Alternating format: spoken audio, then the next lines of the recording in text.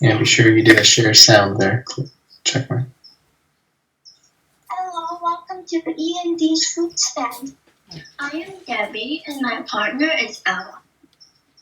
This is our extra project where you can buy our fruits. We hope you enjoy our fruit stand and its delicious fruits.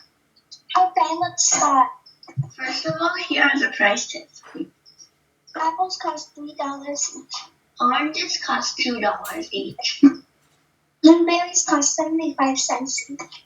And finally, watermelons are $5 each. Now that we got all that, let's begin by buying some fruits. To buy a fruit, you click on it.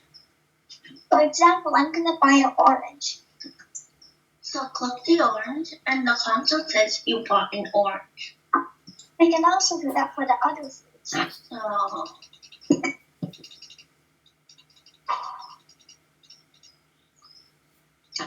and then when you're done shopping, you click the finish button. After you click it, you'll see how much money you need to pay. It also tells you how many fruits you bought.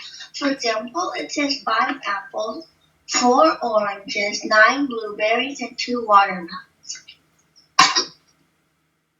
And that's our project. We hope you enjoyed this video.